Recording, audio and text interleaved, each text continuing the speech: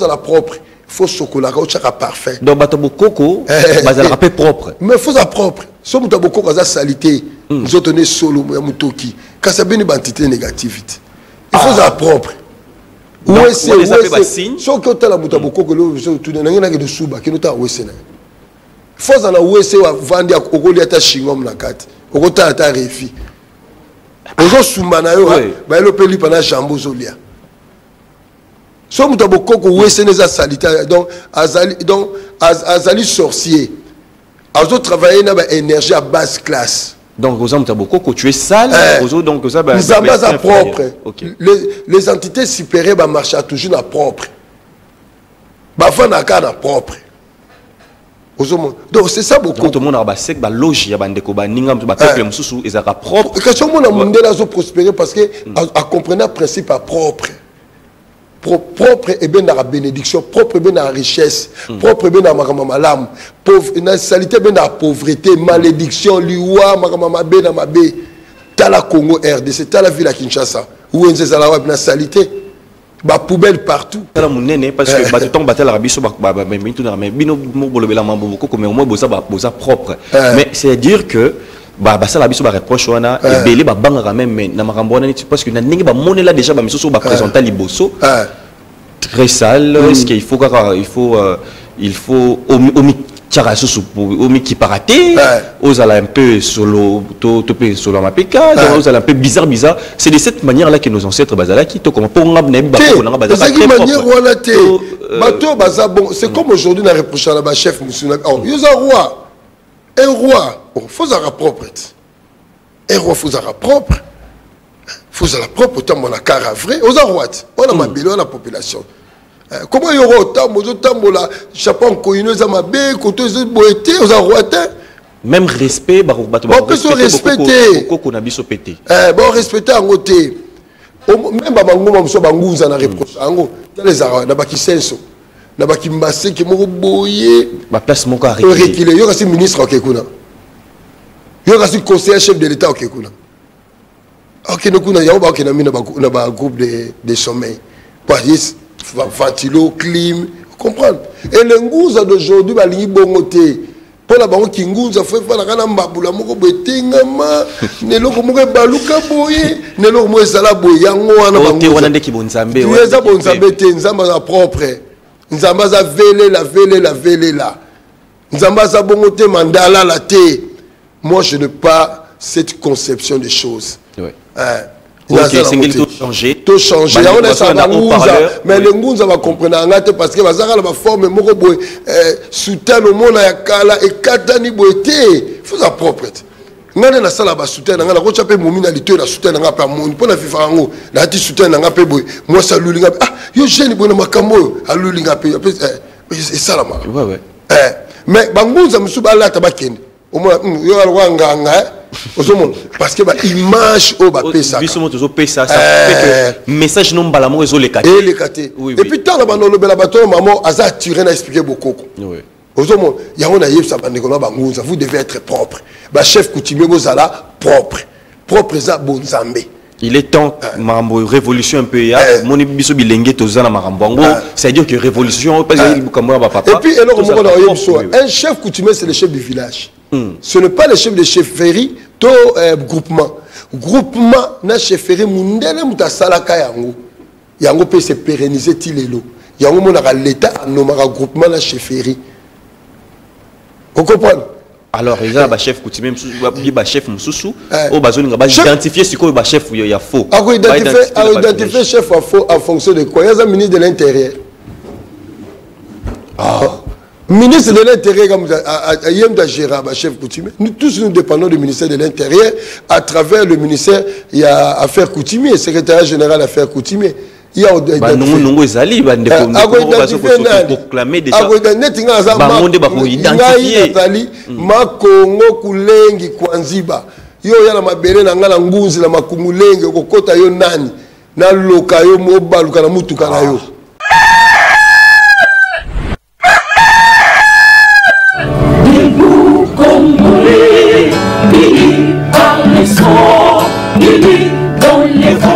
c'est un qui vous est belé. Au parleur et bandi, soso, aléli, azole la tellement makasi, benga papa, benga maman, benga bande konyoso.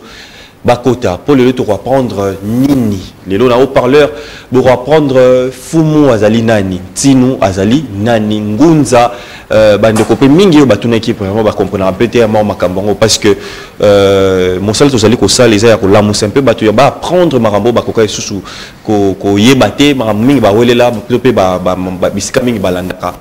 Et ça là qui vraiment plaisir bande ko surtout bande ko na biso ba chrétien au ba bengaki pour na retourna mituna. Bah vraiment bazali na posa ya koyeba et la kisi que au parleur zaline c'était ambila ici kawapi ba musulman bande ko na biso bangunza bande ko na biso ba kimbangiste biso nyonso d'abord tozali bana ya tata moko biso nyonso tozali bana ya maman moko Congo za ko unir biso malgré ba divergence mais to ko koyeba ozali vérité tina nini bolanda biso pour que bo apprendre bolanda émission ne bande litina suka to yambil susu ntinu chikeva botina ki batu botuna ki ba question tellement mingi Trozoa biano nayango lelo mutu muteko eza jalousie to penini moto soki tam susu azali pasteur akoki kozala tam professeur te d'université akoki kozala médecin te to pe mutu po so azali ngunza akoki kozala te mamusu te oh l'histoire nous rattrape toujours tout le monde que papa nabiso papa bamba bazara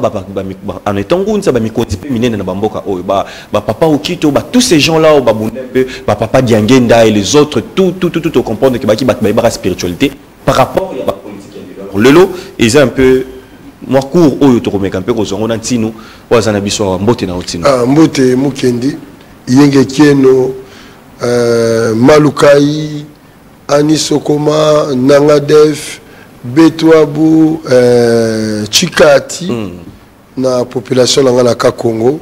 Voilà, Banana Bena Congo Mbote, partout Biska Bozali, Maman Misenga, Maman Bumbakanza, Mbishamai, Imeka, Maman Lessa, grande dame, Odette Lessa, chef de village, et Maman vous dit ça. Merci beaucoup. Pourquoi pas te saluer depuis Corée du Sud.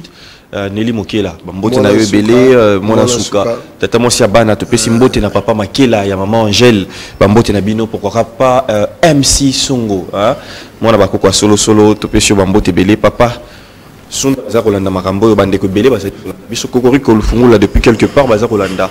Salutations aussi à Maman Bibi chez nous, salutations au DG, il y a PES TV, monsieur Patrick Chioyo, Rolanda Rabiso, un programme Rabiso à 14h chaque jour, et puis Bandeko Balanda rediffusion à 3h, à 1h du matin, besoin d'appeler na YouTube, pour s'abonner pour que Bolanda Marambo ait une intégralité, et puis désormais dans le baki, Bandeko Bolanda Rabiso na YouTube, tika commentaire na yo.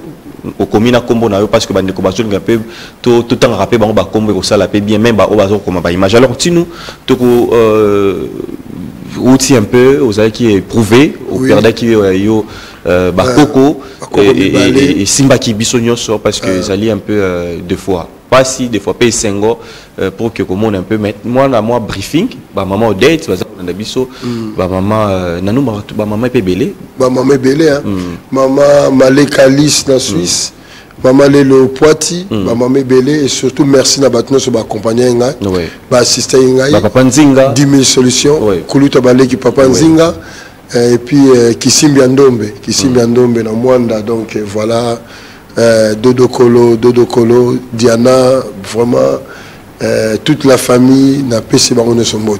Voilà. Alors, toujours côté un peu au sol. Yango, c'était comment un peu moi mouké. Ok, nous doit confier à Zaline Kokonanga, ou Atigelenga Bokonzi, parce que dans notre tradition, nous avons peu sur Bokonza, Kokoto Noko. Parce que Koko Komaka Koko. Donc Koko na Koko Mutumoko, d'ailleurs.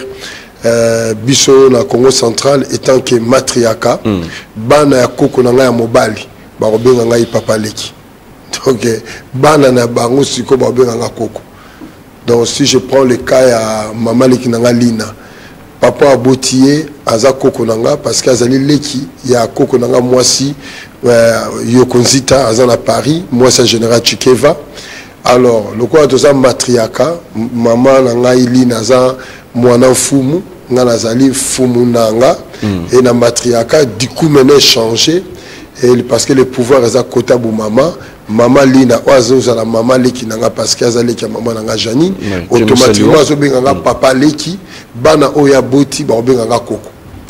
On comprend la matriarcat comment matriarcat. OK, comment matriarcat comment ça fonctionne. Donc de ce fait koko nanga Pambumbo de Pablo.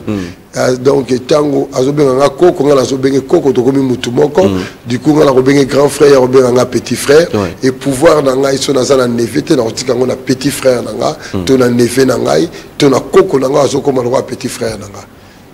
Donc voilà.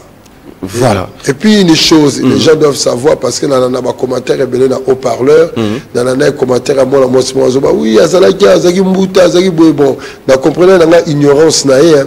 Babo na bango comme surprise bande comme surprise pour ayebi famille Kevate pour ayebi tout le monde la poto ça quoi lycée Bosangani Kimba Sek Ngele Lemba Bokutani tout ça on se connaît pas mais ce qui est vrai na comprendre dans ignorance na babo tamaka roi mais ba koma roi te.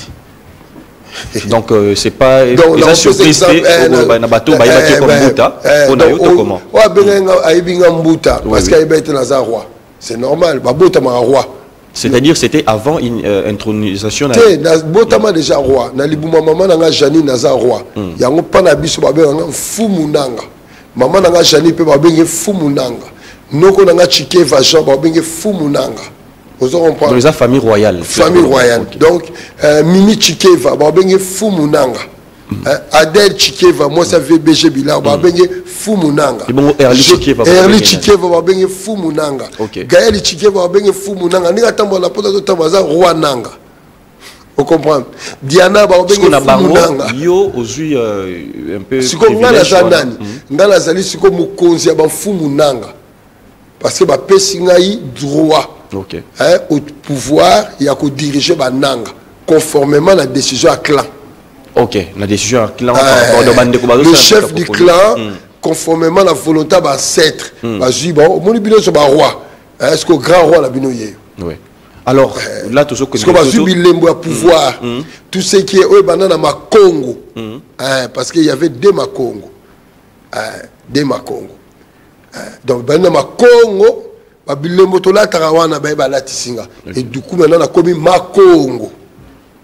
Bon, je te comprends que aux ans mabélé, vous allez la clan, vous allez faut la mabélé, faut la mabélé, famille, faut la mabélé. Mais pourquoi faut la population? Bande ko bailé ba zomo na que c'est un peu non, ntinu et le va péka roi. Tout court mais pas au sens ya roi ndenge ya royauté na français.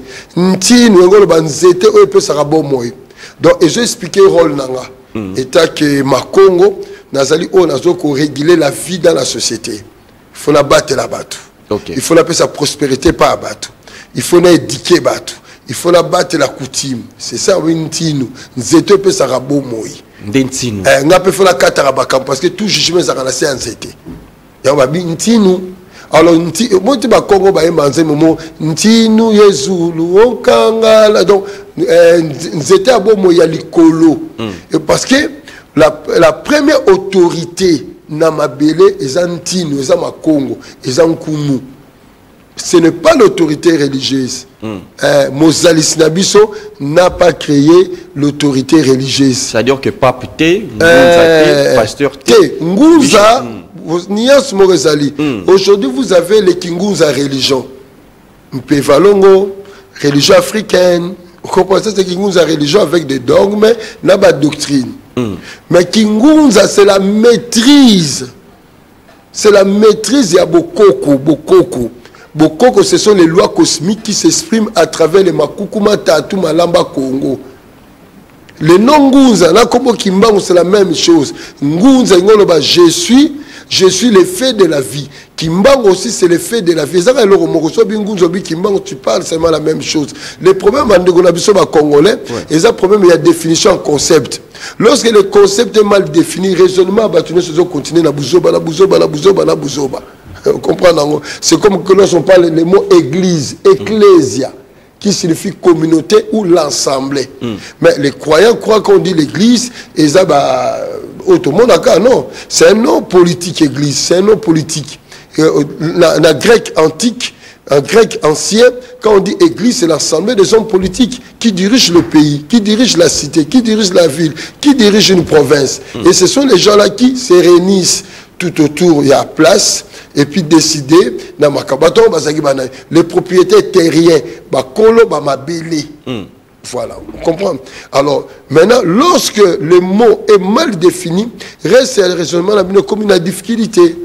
Donc voilà, ce n'est pas roi au sens, il y a roi à terme en français. Alors il faut éviter. Il y a mon professeur et linguistique en Doloba, qu'on traduit les autres trahir. Parce que vous voulez toujours que soit combo comme ça, ils ont trahir bino. Parce que chaque langue, ils ont gardé façon ba koko na ba monaki mokili. Ils ont gardé modèle wana ba organiser ki mokili. O koko na koko ya mundele ba raisonner ki mokili ndenge mokote ozomona. Alors il faut éviter qu'on traduise ba biloko longola na ki kongo to na lingala na chiluba o memango tout le temps en français et qu'on crée les mino cacophonie. Donc quand on dit ntinu, je suis celui qui donne la vie. Dans la rôle, il y a Moutouté. Lorsqu'un chef coutumier dit à Rabatou, à un sorcier, à un Moutéma Mabé, à un Kadiam Pemba. Alors, quel est ça, un peu, parce que les lots, c'est un peu, c'est les débats, et puis c'est vraiment la question primordiale au Bandekognos, autant même Balandara, au parler en même temps Bandekozo, mais Moukendi, aux hommes qui ont un peu hôtel service, mais aux bang un peu. Beaucoup quoi, c'est quoi? Beaucoup Kotoyo, quand on nous a appris que les alliés sorcellerie, Balia Kabatou, tout ça. Mais, et puis, au Tchoukoupé qu'on y a tout, c'était que, c'est-à-dire que les alliés n'a Oyo, ça a un sens que c'est présenté comme Taboko, mais ils appellent un sens Yakolia, mais Pessa un peu bisso, font un peu bisso, parce que les lots, toujours trouvé même dans le plateau dans awa batum soit des bangunza tout ça bazo s'attaquer par exemple na nandengo expliquer to miko comprendre menaçance na bango que non azaki mbuta azaki comme ngunza akoki kokoma tinute puis bamso bazo ba que non bakoko nyonso te to koki ko belela ou bien bakoko nini quand vous parlez de bokoko nini mais en étant bangunza maintenant or yo ebisi biso awa muta liboso na nous alaki ba fumu ba chef coutumier batuana et puis dans dengue hôtel c'est organisation des osalema ba ngunza de l'autre côté mais tu comprendre ce bien est-ce que ngunza akoki ko liebisa to peut ko condamner bokoko oyo ezaki ko salela ba chef coutumier to chef coutumier nde akoyebisa ngunza ke makambo zo saleza bientôt té pour par rapport à lelo même na yomoko ndenge bazo ko interdire yo que ozalantino té mais chef coutumier za ngunza. Nous avons 3 catégories à Bangunza. Chef coutumier à Bangunza? Oui. Pourquoi? Parce que tu as basquille. Nous avons 3 catégories il y a Bangunza. Bangunza qui sont dans la prêtrise. Hein? On a filmé au Nigeria. Par exemple à Ezemo. Des prêtres qui sont là pour guider le roi Nenga Kotambusa. Par exemple, dans la Bible, tout le monde a Nathan, David. David, le roi chef coutumier. Il est le roi. Un roi, c'est ça. Alors, nous avons d'autres ngunza qu'on appelle les ndoki, savants.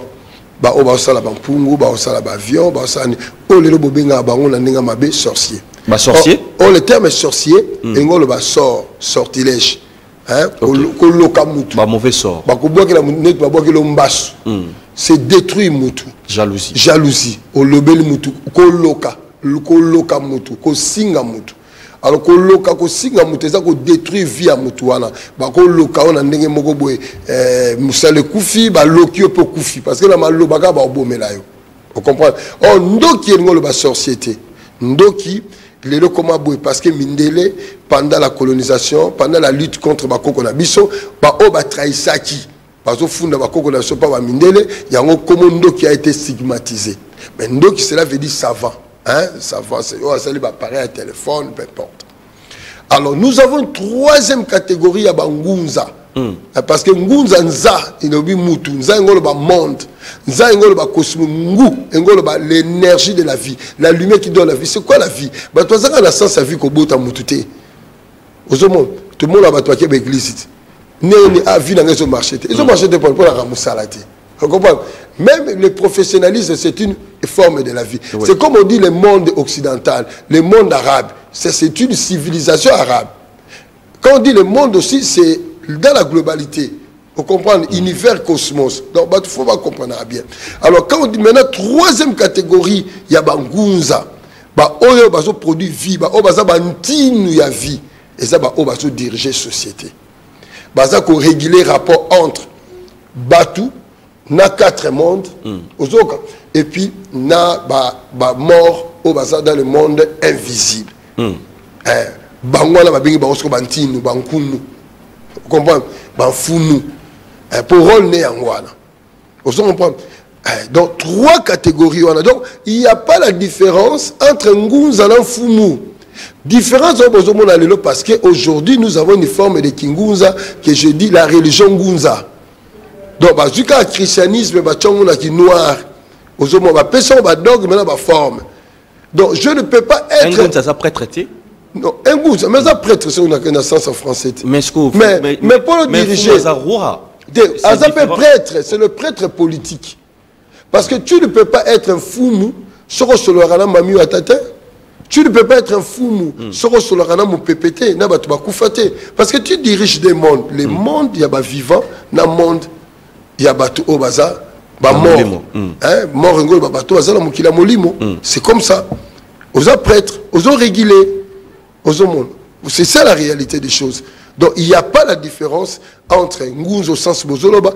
Tous sont des Ngunza parce que la société n'a pas organisée na base à Makuku, Matatu, Malamba, Congo. Les 3 pouvoirs, les 3 autorités, on les a déviés comme Trinité et autres. L'autorité spirituelle, l'autorité scientifique et l'autorité politique. Voilà, ce que sorcellerie côté camp. Oui, hier au bébé ça image à Bokoko. Nabiso tango comment sacrifice humain comme ça les mains c'est sorcellerie na sens un peu toujours le bela na mabe quoi na ndenge mabe o bank ça même bato belé. Il y a des gens qui nous regardent tant sous à banga rapper maramba Bokoko parce que vivre la réalité de la famille na bango par rapport il y a certaines pratiques tout ça. Alors, en tant que, si nous, en tant que toujours expliquer, pour que comprendre un peu la valeur, tout ça, ce que tu as vraiment d'origine, n'engue maramboza qui kotambolé là, ma beyo kotawapi, sortilège, mauvais sort et koma, bon ndengeni. Oyebi mukendi, chaque société, bazali na, quand on dit tradition, c'est quoi? La tradition, trader ngo le ba, on va transmettre biso. Ba ancêtre la biso va transmettre biso nini. Ancêtre la va transmettre l'expérience na bango makamino so ba comprendre ndenge mokili etambola. Je donne un exemple. Liboka par exemple, ba tout ango na bututé. Yo na ba 19 ozo kanzala, olia na pilipili. Ozo liboka okomo tuta. Nanda ko so bobi ba tunyo sorcellerie ngwana. Pourquoi yo ba à partir de 18 h yo na bokoko na so ba combattre na 18 h. Yo bandi ko komandako kaso bengani chance na ndako oloki ndako tozi bato akini bopeto o basala ka propriété na butu kasi baloki kongo ti des heures locales sur ville mais kasi baloki qui sorcellerie ngwana mais faut tout là est-ce que ba koko balobaka la soto komba na butu auto komba te na ba suis un peu na poto to mona ngo ba 4 heures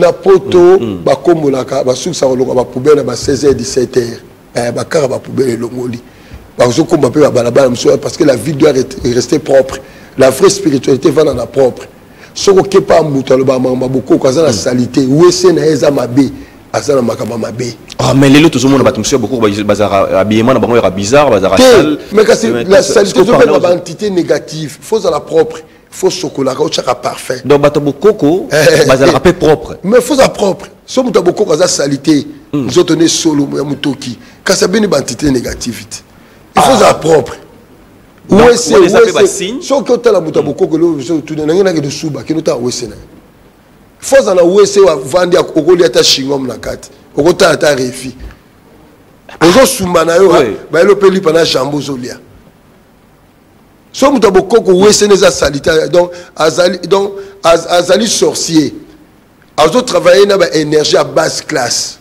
donc aux hommes bokoko tu es sale aux donc ça ba propre les entités supérieures ba marcher toujours na propre ba fa na ka na propre. Donc c'est ça beaucoup. Tout le monde a basé ba loge ya bandeko ba ninga ba peuple mususu ezaka propre. Question mon monde là zo prospérer parce que à comprendre le principe à propre. Propre et bien dans la bénédiction, propre et bien dans la richesse, propre et bien dans la malam, pauvre dans la saleté bien dans la pauvreté, malédiction, liwa makamama be na mabe. Tala Congo RDC, tala ville à Kinshasa, où on est dans la saleté, ba poubelle partout. Kasi yango malédiction na mbokati.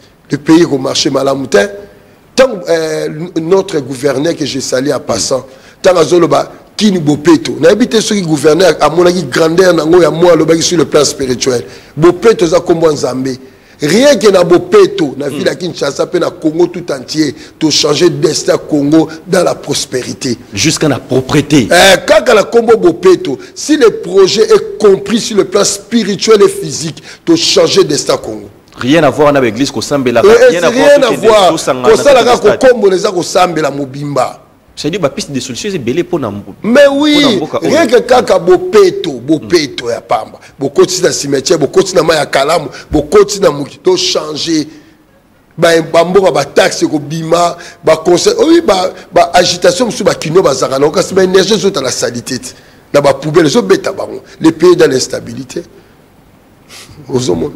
Tala, c'est comme dans notre pays, nous n'avons pas des intellectuels. Des intellectuels, ils ont battu à l'université. On se trompe. Un intellectuel, c'est celui qui maîtrise beaucoup comme Bokanaï. On a une piste de sortie. Beaucoup. Beaucoup de loi. Par exemple, aux Tonga. Oui, mais tu sais que tout ça, les moussala mounene, parce que bah, tu battre l'Arabie, so bah, mais tout n'a mais bino bolobela mambo beaucoup, mais au moins bosa propre. Mais c'est dire que bah ça l'Arabie so bah reproche wana et belé bah banga quand même mais na marambona ni parce que na ningi bah monnaie là déjà bah miso bah présenter liboso très sale. Est-ce qu'il faut il faut qui paraté, aux un peu solo, solo mapeka, aux un peu bizarre. C'est de cette manière-là que nos ancêtres basala qui comme pour c'est comme aujourd'hui on a reproché à la chef Moussuna. Oh, roi, un roi, faut avoir propre. Un roi faut avoir propre. Faut avoir propre autant mon cara vrai. Aux roi, on a ma belle la population. Comment il y aura autant de la chapeau coïneuse à ma baie, côté de boété, aux arroitins. Même respect, on peut se respecter. Bon, respecter en côté. Même Bango, soit Bango, ça n'a reproché. En les arabes, n'a pas qui senso. N'a pas qui massé, qui m'a boyé. Ma place, mon carré. Il y aura aussi ministre au Kekuna. Il y aura aussi conseiller chef de l'État au Kekuna. Ok, nous avons un groupe de sommeil. Ventilo, clim, vous comprenez? Et le ngouza d'aujourd'hui, il y a bongoté. Pour la banque qui ngouza, il faut faire la mbabula, moko betengama, ne loko moko baluka boye, ne loko moko sala boye, yango wana bango. Te wana ndeki bonzambe. Tu es bonzambe te nzamba za propre. Nzamba za vele la. Nzamba za bongoté mandala la te. Moi je n'ai pas cette conception des choses. Oui. Ok, c'est tout changé. Tout changé. Mais les Ngounza va comprendre parce que Bazara va former Morobo soutien au monde à Kala et Katani Boete. Il faut sa propre. Ngane na sala ba soutien ngala ko chape momina lito na soutien nga pa monde pona fifa ngo na ti soutien nga pe boy moi ça lulinga yo jeune bona makambo a lulinga pe c'est ça la ma. Ouais. Mais Bangounza musuba la tabakende. Au moins yo alwa nganga parce que l'image au pesa ça fait que message non balamo les et puis tant la bande le bateau maman a attiré n'a expliqué beaucoup oui il y a on a ça vous devez être propre chef coutumier bozala propre ça bonzambe. Il est temps mambo révolution un peu mon biso bilenge tozana marambo c'est-à-dire que révolution pas et puis un chef coutumier c'est le chef du village. Ce n'est pas le chef de chefferie, to groupement. Groupement na chefferie mundele mutasalaka yango. Yango peut se pérenniser tilelo. Yango monaka l'état nomara groupement na chefferie. Vous comprenez? Alors il y a un chef coutumier, un chef moussou, au bazoni nga ba identifier ce que chef il y a faux. Identifier chef à faux en fonction de quoi? Il y a un ministre de l'Intérieur. Ministre de l'Intérieur, chef coutumier. Nous tous nous dépendons du ministère de l'Intérieur à travers le ministère il y a Affaires coutumières, secrétaire général Affaires coutumières. Il y a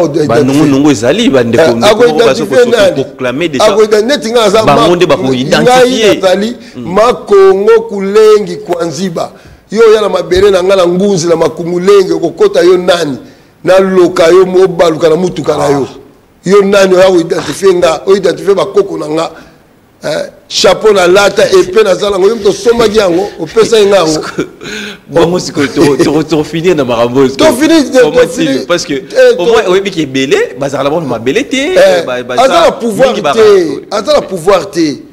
Mais quand c'est Azala pouvoir té. Oui, identification dans ça, les m'apporte ba vrai ba. Ministre de l'Intérieur, yoka. Ministre de Ayebi Bisso. Aner Ayebi Bisso ba faux na ba vrai. Ils ont ba vidéo na ngat. L'exango ta ba introniser ngat. Ba o ba ya ko ba na faux. Tout le monde a un village d'abord. Village d'abord. Et puis la Congo centrale, tout le monde a un Fumunani. Minu Fumunanga. Ntekolo Makaba. Ntekolo Manyanga. Mwanam Poudi. Parce que Yonani. Voilà, tu connais parenthèse sur Anatino. Alors, est-ce que chez Akoki vous ça la politique? D'abord, est-ce que tu as Akoki vous ça la politique? Mais un chef coutumier est un politicien. La politique, c'est quoi? Déjà, déjà, mais la politique, gérer la cité, même il y en a c'est la politique. Mais ils ont géré déjà. On gère moi, c'est la balade. Tu gères un à 4 mètres carrés, c'est la gestion à battu politique. C'est la gestion à battu. Un chef coutumier gère battu. À Gérard déjà. Mais c'est comme si l'État est botolé un peu moins pouvoir. L'État est botolaté. L'État est reconnaissant le pouvoir traditionnel coutumier. Le problème est l'ignorance de la chef coutumier pour te faire valoir le droit de l'Abisso. Il y a un belé, il y a un Telengana, il y a un bureau, il y a un bon. Et comment le là. Donc ce n'est pas ça un travail à chef coutumier. Ce n'est pas ça un travail à chef coutumier. Mais les chefs sortants, le président sortant, à chaque article 207. Tu as un salaire décent, tu as un abonnement. Est-ce que fout à ma carte? C'est la grande question. Na luka osala ngo belena ba chef coutumier. Ba chef coutumier azala likamuna bango mo soko bengisi bango bo sala ngo faut futa bango bambongo. So ba yeba no pesa bango ya yo mbonga transport, ya yo mbonga transport. Toujours lingana do lité cosmoko. C'est-à-dire que ils ont reconnu bon à l'État. Ils ont reconnu dans ce article là, ils ont reconnu, ils ont sorti dans le journal officiel. Mais mon arrêt ba chef coutumier bango ba yeba na bango. Bango moko ba chef coutumier donc on a évité na évité le roni ne zara pas na bango bango moko. Ngalo bengisa bango to lité makamna bango mais faut na futa bango ba transport. Au lieu que to yoka to ça la caisse ngala tchebino boche to ke ko bundaliti na biso. Ba droit na biso. Et j'ai compris que ba lingi na bango te. Ba lingi na bango te. Donc quelque part l'État n'a pas problème. L'État a un problème. L'État fait l'ignorance. Ignorance n'a pas de sobomabino. Ce qui chef coutumier c'est la politique. Pour nini ba koptara bango na ba élection législative tina ba Sénat. Pourquoi ba koptara bango? Fallait ba tika bango ba fana. Pourquoi ba koptara bango? Yo ka sibiso ba chef coutumier to zara na tendance to votera te. Pourquoi to votera? Celui qui vote fait la politique. Lorsqu'on vote, nous sommes des acteurs passifs. Et l'acteur actif, c'est celui qui est ministre, bourgmestre et consort. Voilà, un chef coutumier. Et nous sommes aussi des acteurs actifs lorsque nous gérons un village. Mais un chef coutumier dans un village, par exemple, c'est comme tu as IDPS. Mais oui, c'est qu'à livrer la population, il y a MLC. Est-ce que la loi dit que ce qui donc c'est papa déjà la couleur. Non. Notre président de la République, avant comme président Zagine, n'a eu des pécites. Donc, le quoi a commis président, donc, il y a ici, il y a PPRD. Est-ce qu'on va livrer à INC? Non, ne dis pas ça, Mukendi. Tout ça rappelle à choix. Tout y a un discours, il y a des politiciens au bazoya Koloba. Et ça, le coup là, il y a bis. Mutu na mutu azolo ça la marketing il y a un projet naé le président Chirac ando loba la politique publique et zalaka et répondaka selon la tendance na ba choix ba tuner ba lingaki donc c'est qui est évident un chef coutumier à cause en pe na choix naé anga linga président Fachi na vote naé o na réussi na peu population na ba voter na mo Fachi pour la zone on a président Fachi na on s'est retrouvé ba promesse ne zo sala malambo kananga na lingi nanga o wanate il a droit ils a problème ni parce que nous faut tête bon puis mais les droits au faut tête mais le système nini parce que un peu le système tous au sein ba koko baloba non nous sommes dans la République démocratique du Congo et la fédération ba village les équipes ancien royaume nous vivons sous les lois de la République tous on va arrêter la République Tant que biso la famille, bâti na chef à secteur comme étant les témoins, il y a chef de l'État. Pour Amona, clan et Poninani. Et tant Amoni, pour que le chef de l'État, Amoni, il faut quand même un papier où il y a le témoignage arrêté. On a arrêté. Et arrêter le bateau dans le Congo central, on doit arrêter ici dans Kinshasa. Non, arrêter faut dans le Congo central, dans le territoire, dans le village. Parce que kuna ne ba yebio, kuna ne ba poniyo, bango ne ba osala message ti na likolo na mukonzamboka. Vous comprenez? C'est comme ça. C'est ça un chef. Donc du coup, un chef aussi azali acteur actif dans le moment de gérer. Parce que dans la loi Nabiso, azali comme étant une entité territoriale. Azali reconnu comme ça, on peut se faire un devoir, il y a comme fois ça là, dans le village naé. Après tu as serment le drapeau, le chef coutumier. Il prête le serment le drapeau. Azali peut acteur passif lorsqu'il va voter. Vous comprenez? Alors, maintenant, bon, tout le monde, fou mouchikeva, yo baki, yo boybo. Maintenant, dans la détendance, je peux être coopté en tant que chef coutumier. Je peux aussi être élu comme étant chef religieux. Comme un pasteur peut être aussi élu. Parce que dans les bossos, comme les casquettes, il y a Mbouta, Mbouta c'est comme toi aussi. Mbouta le de Kolo. Mbouta c'est comme on dit monsieur. Et comme on dit monsieur. Non, Mbouta comme on dit monsieur tel. Et ça problème. Mais fonctionne. Lorsque je suis à l'église, Nakilongo, au Bolongo, église, pour comprendre, je suis chef religieux, pour comprendre. Je vais utiliser ce terme dans ce sens-là. Et là, comme Nazali, le chef spirituel, il y a l'Ingomba Bangunza Bena Congo, je peux aussi aller postuler dans la casquette. Alors, comment est-ce que Banaki un peu adhérer, qu'on soit prendre Bamarambo Oyo? Parce que c'est le faut voir l'école Bena Congo, bengi 089 51 63 315 donc 089 51 63 315. Je peux aussi. Beaucoup sont dans l'ignorance. Les gens viennent parler. Lorsque les gens viennent passer dans haut-parleur, vous devez avoir aussi des arguments solides. Mais apparemment, c'est là que ça rappelle état ignorance quelque part. Aussi, les attentes de Zoloba, bande comme Bazar Hollande, Bazotel la Bazo Jogé un peu. Donc, Nazali Fumu, Nazan Fumu, Nazan Roi, il y a les beaux Moutou Acharabiso Roi, c'est le chef du clan. Vous comprenez? Il est le chef du clan. Donc ça n'a rien à voir dans les combats Kingunsa, dans les sons. Ça n'a rien à voir. Nabotama Yango Libuma Maman Nanga Jani, je suis déjà roi. Nakokufa roi.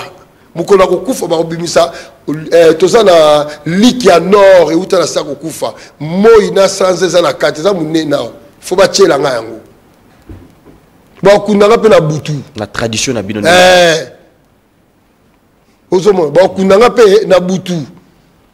À partir de 18h, monter. Voilà. Alors, pour finir déjà, par quel moyen, que au moins le nom, titre, où ils ont mérité un peu Papa Kimbangu de ces faits-là, ils ont qui Mvuluzi. Mais il y a les solo payables. Commission, comment est comme il faut Mundengenini. Fumu Kimbangu. Comment est-ce que quelqu'un peut expliquer, qu'on répondre à peine à Bandeko? Parce que même si vous comprenez, mais à comment il faut Mundengenini? Azaki n'a pas belé peut-être quelque part. To Nengenini, c'est Mvuluzi, c'est Fumu, c'est qui au fait? Ok. Ndeni babenga papa Nkusu Fumu Nkusu. Est-ce que ça m'a belé?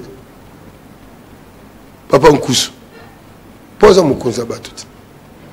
Azo comme bon à vous vendre. Bosso abengi Fumu Kimbangu Fumu. Azan Fuma Bangunzat, Azan Fuma Bantine, Azan Fuma Bampeve. Et ça, le problème, et ça, cacophonie des choses. Les gens, aujourd'hui, lorsqu'ils parlent de Kimba, on a Ramoutali Pouta. Moi, le monde et le monde jeunesse, on a là, je l'ai ici. Mais Kimba, c'est au-delà de ça. Est-ce que Moutako Yolanga et Lunga Sola Kimba, en 1887, ans, à Maman Kinzem, Bopé Sangé Lunga. Bopé Sangé Lunga, Bimakia Mundele na Maya Maya. bopesanga elongi oyoyo azalaki na ntango soit bakangaki na prison kota Goma po Kimbangu pe bakangaki na prison kota Goma wana bopesanga elongi wana bopesanga bilongi wana elongi azalaki na papa Ekutu Emile Ekutu na Ndolo bopesanga elongi wana bopesanga elongi oyoyo Kimbangu abimelaki Ufwe Boigny na Côte d'Ivoire bopesanga elongi o Kimbangu abimai na Cameroun dans les 42 pays africains azo prédit indépendance bopesanga bilongi wana bozala ngote bozomote ke Kimbangu aza mutu lokola biso te. Mais ça fait mal hein Kimbangu kombo wana kombo ya Kimbangu eza kombo bakoko bandai ko invoquer bien avant bon accord wana. Mais c'est quoi le corps physique?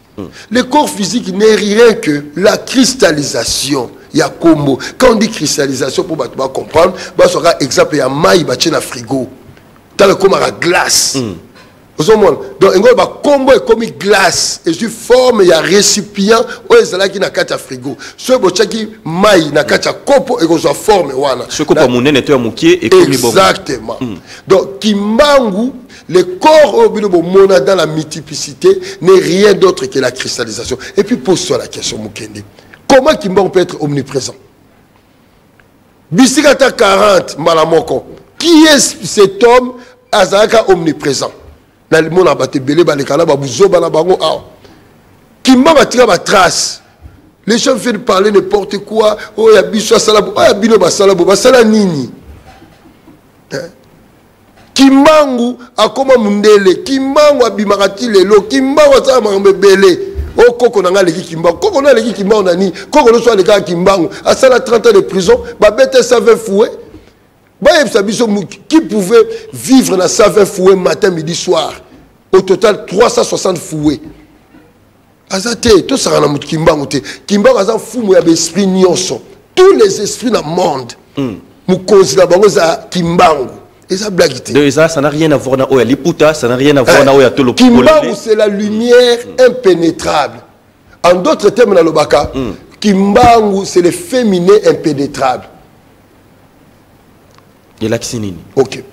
D'abord, dans le bango, il faut la des fois, il y a certains, lorsque je dis Kimbangu a Nzambi, ah non, il parle n'importe quoi. Mais ce n'est pas Nzambi qui nous a fait exister.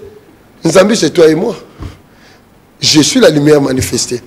Nzambi est équivalent dans la Bible, comme dit, la Bible dit, Dieu dit que la lumière soit. Mais avant que la lumière soit là, c'est l'esprit et les eaux. Voilà. Il y a des bounzi. Ouais. Et dans les bounzi, il y a le masculin qu'on appelle l'ento, la source, et il y a le féminin, les eaux primordiales qu'on appelle mbangu. Et la fusion à bango. Parce que les gens n'ont pas. Oui, puis que l'inconnaissable, au bazo benga, amoré, pour azala, à faire résister bisoto monana. Il a brisé son orgueil. Pour Bouzi, c'est fille un grand orgueil. C'est comme une femme. Lorsqu'elle est dans sa jeunesse, elle est orgueilleuse. C'est lorsqu'il y a beau takandi, comme simple, libérer n'est pas bien sur la taxi, mais ça ça moi. On libère les a richesse en santé pour moi aussi. Voilà, alors tout comme vraiment na souka une question qui est un peu rapidement, mais par rapport déjà, merci Nabino sur l'ambition et bandeliti na souka, besoin un peu adresse parce que bandeko atuna ki mingi le coup il a 82 na super les référence Régis des eaux. Vraiment des batuna qui mais pour finir, c'est 30 secondes kaka. La grande question au batombele bazali ko se poser. Bandeko bele bakota ki même kingunza, bandeko bele bakota même église kimbangisa tout ça et puis même temps bandeko mso bazako lobalelo, eux un peu ko ticket bango et ça juste dans le sens que mais la grandeur nion so balobeli papa kimbango mais pourquoi il n'y a pas de résultats dans sens mort vraiment palpable. Tout le monde a mon kimbango mais il n'y a pas vraiment les résultats. Moutazo ko bimisa batna système te ndenge Yemoko Asalaki. Parce qu'il n'y a pas la communauté Ngunza. La communauté Bokoko n'existe pas. Parce que Kimbangu, c'est une puissance, c'est une lumière. Oyoyo, il faut... parce que nous sommes, chaque fraction à Kimbangu, tous sangana, tous formés corps matériel, tous en moins propulsés, où ils allaient le bico. Dans le pouvoir, il y a comme un état maximalité. État maximalité, parce qu'il n'y a pas la communauté. Quand on dit communauté commun, et là on est liés, que nous sommes communs. Chacun a la vision à Kimbangu. C'est ça, c'est difficile. Merci, merci Mingbola. Sur YouTube, Beta au Parleur TV. Vous s'abonnez massivement. Merci à Balandi Bisso na PSTV à Tokuta na Mokolo. Il y a vendredi na même heure 14h05 comme d'habitude. Et puis bon, on a la rediffusion d'Abisso chaque jour à partir à 1h, 3h, beaucoup de d'Abisso. Et vous s'abonnez massivement, vous partagez. Merci Natine Nukoleka. Je pense que prochainement, tous les autres fans de l'équipe vont apprendre vraiment histoire. Un peu comme voilà. Topesi,